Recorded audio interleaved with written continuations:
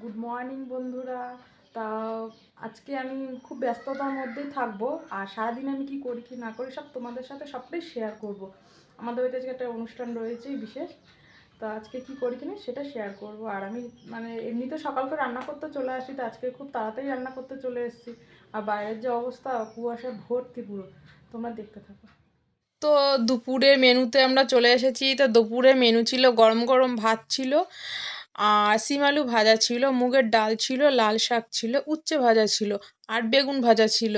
যেহেতু আজকে শ্রীগুরু ঠাকুরের পুজো ছিল আমাদের বাড়িতে নিরামিষ, আর নিরামিষ দিয়ে তো ছোটো মেয়ে খেতেই পারে না। আর তার মধ্যে আজকে শ্রী পঞ্চমীও ছিল, মেয়ে উপোস, ছোটো মেয়ে উপোস করেছিল।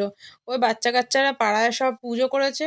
আর এদিকে দেখো 1টা বেজে গেছে, আমাকে আজকে তাড়াতাড়ি খেয়ে নাও, কারণ এদিকে আমার রান্নাঘর সব পরিষ্কার করে তো আমাকে ঠাকুরের কাছেও তো হাত দিতে হবে না। তো 1টা বাজে কর্তামশাইকে বললাম, মেয়েকে বললাম খেয়ে নে।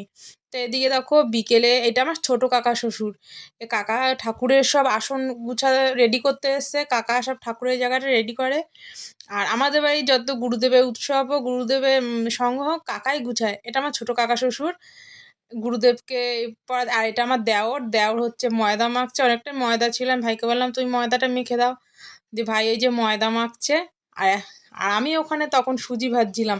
আর ভাইয়ের ময়দা মাখা দেখে আমি হাসছি, এমন জোর জোর মারছে আমি গামলা ফেটে বেরিয়ে যাবে। আর আমরা ওখানে লুচি বেলছিল, ওটা আমার যা লুচি বেলে দিচ্ছিল ওরা। নাহলে একা তো কখনো হয় না পুজো, একা দ্বারা অসম্ভব কখনো এত লুচি করা সুজি করা।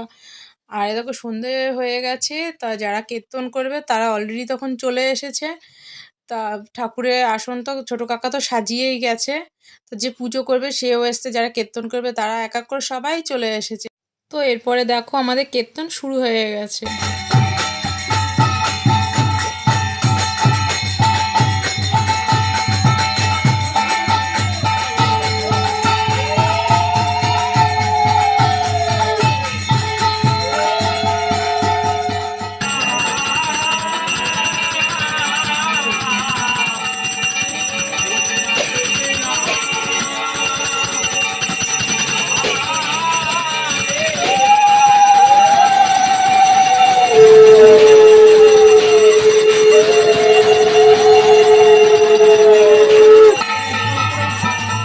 তো দেখো আরতিও হয়ে গেছে, সবার অলরেডি প্রসাদ নেওয়া তখন হয়ে গেছে। সে ভিডিওটা আমি করে তোমাদের দেখাতে পারিনি, তখন খুবই ব্যস্ত ছিলাম।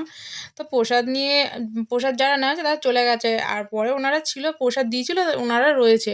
তা সবাই চলে যাওয়ার পরে আমি আবার ভেতরে ওখানে গেলাম ঠাকুরের কাছে, যে বাসনগুলো ছিল আমি আবার ঠাকুরের বাসনগুলো বার করলাম। শ্রী গুরুর জয়। তা দেখলে ভিডিওটা তোমরা, যে সারাদিন আজকে আমি কেমন ব্যস্তর মধ্যে ছিলাম, আমার শরীর আর বইছে না। সারাদিন মানে এত ব্যস্ত ছিলাম, কারণ শরীর পুরো ক্লান্ত, আমার চোখগুলো দেখে বোঝা যায় চোখেও ঘুম চলে এসছে এত। তা ভিডিওটা ভালো লাগলে একটু লাইক কমেন্ট শেয়ার করে দিও, আর তোমরা আমার পাশে থেকো, তোমরা সাপোর্ট করো। Good night, tata.